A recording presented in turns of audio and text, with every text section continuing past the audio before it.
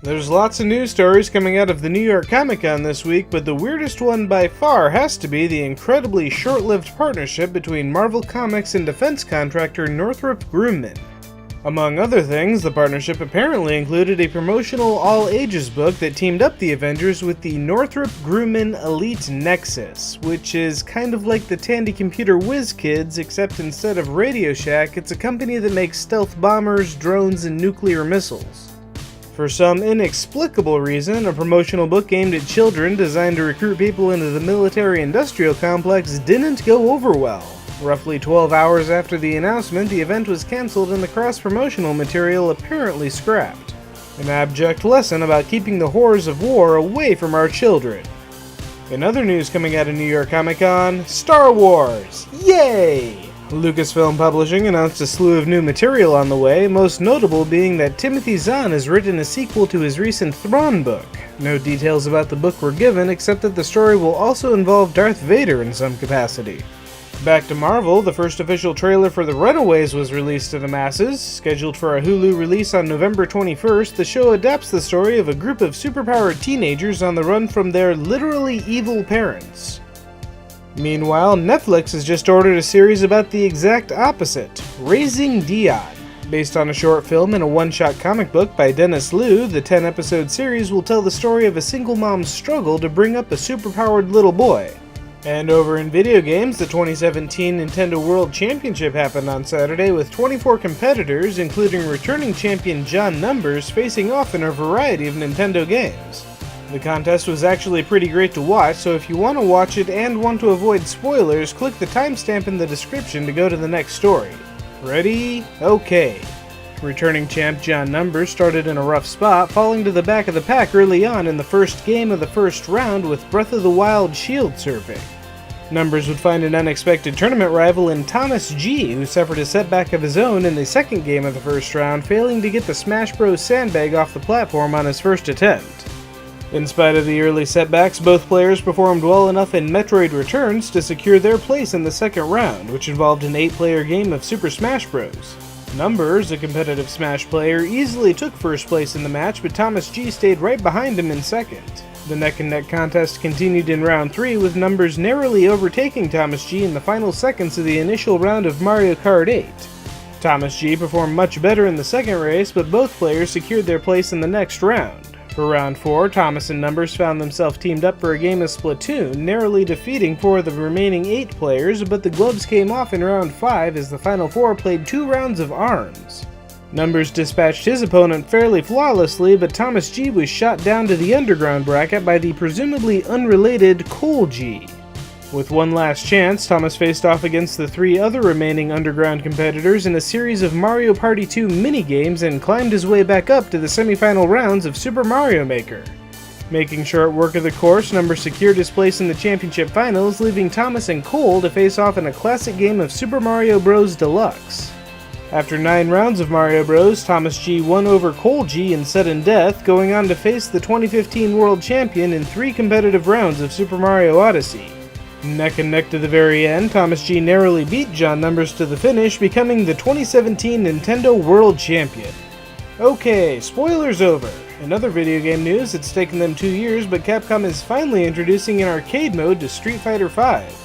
Scheduled for release on January 16, 2018, Street Fighter V Arcade Edition will launch with all of the game's previously released characters and content, along with new V-triggers and an extra battle mode. This new version will effectively be the definitive version of the game, for now at least, but for those that have already purchased the game, the new options will be included as a free update. Or, if you want to be snarky about it, it looks like the game is finally coming out of its paid beta phase. Moving on to this week's releases, coming out in theaters is The Foreigner. Jackie Chan is pissed off because Pierce Brosnan either blew up his family or knows who did, and he's not going to stop until he gets his revenge. It's a darker role for Jackie Chan, but it still looks really cool. And if you want something a little more appropriate for Friday the 13th, there's Happy Death Day. It's Groundhog's Day meets Scream as a stereotypical college girl ends up reliving her own murder day after day until she figures out who the killer is and how to stop them, and she probably learns a little bit about herself in the process. Over on television, it's a big week for the CW. First up on Monday, Supergirl is back for a third season of Alien Adventures. Then on Tuesday, The Flash races back for its fourth season. Hopefully this season they can have a big bad that isn't a mysterious speedster operating right under their nose. Also on Tuesday, Legends of Tomorrow starts its third season, and yeah, it looks like time is pretty much broken, so that could be fun.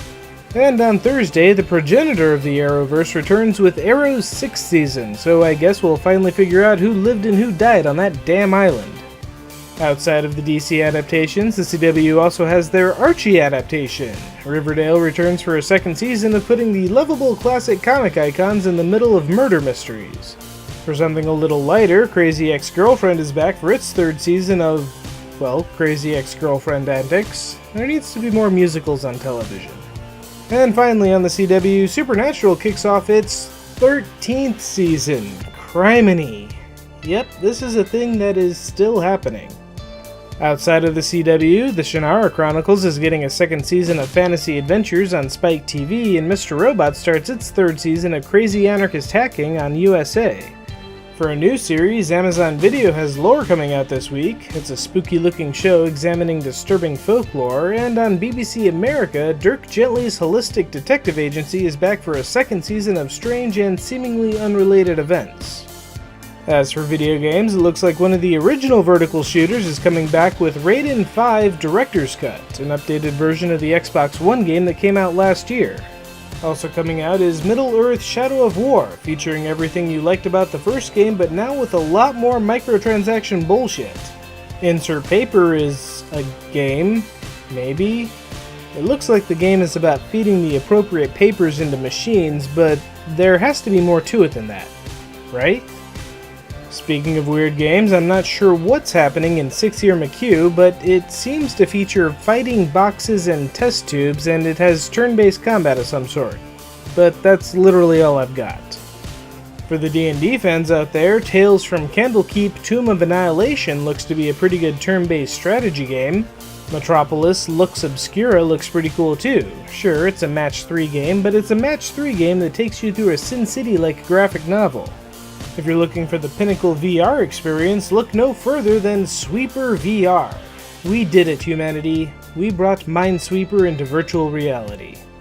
Next up, Yono and the Celestial Elephants is an adventure game where you play as a cute little elephant, so that's something you don't see very often. Less cute, however, is Exorcism Case Zero. I think it's a point-and-click adventure game, but with a lot more demon possession than normal. And for even more creepy evil, The Evil Within 2 might bring all your nightmares to life in this new entry in the action horror genre. For tower defense this week, Molten Armor has some neat looking levels, setting up your turrets on planes, trains, and boats, along with the usual maze designs. And if you're looking for some pirate action, The Pirate Plague of the Dead is a sandbox game that has you building a fleet and conquering the seas, so it might be worth keeping an eye on. On the more devilish side of things, Holy Potatoes What the Hell mixes cooking management with eternal damnation, so that's a thing.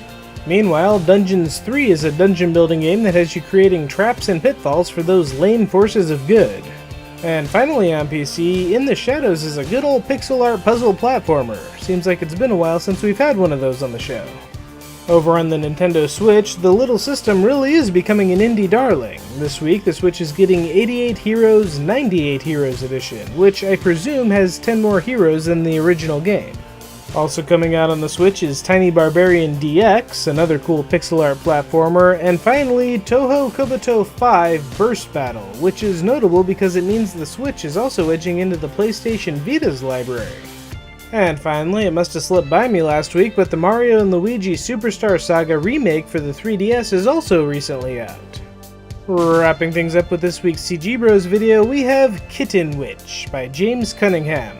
I don't think I really need to go into detail. It's about a witch who is also a kitten. What more do you need? Tail of a blue-tail skink. Blue tail. Ha! Hey, no, don't do that. Oh my. That leaves us with this week's awesome video. Loxton is back with a neat look at the pseudoscience behind The Legend of Zelda Breath of the Wild. Come for the Zelda, stay for the chemistry and physics. At the moment, many plasma-cutting torches use nitrogen gas, so having some unsteady nitrogen plasma stored in a compact space may be very possible. Remote triggering the bombs removes the outer shell, causing all of that pressurized, hot plasma nitrogen to explode. That's everything for this week, so what's the most inappropriate corporate partnership that you can think of? Give me your best team up in the comments. Be sure to like and subscribe, I'd appreciate it if you shared this video with a friend, and as always, have a great week!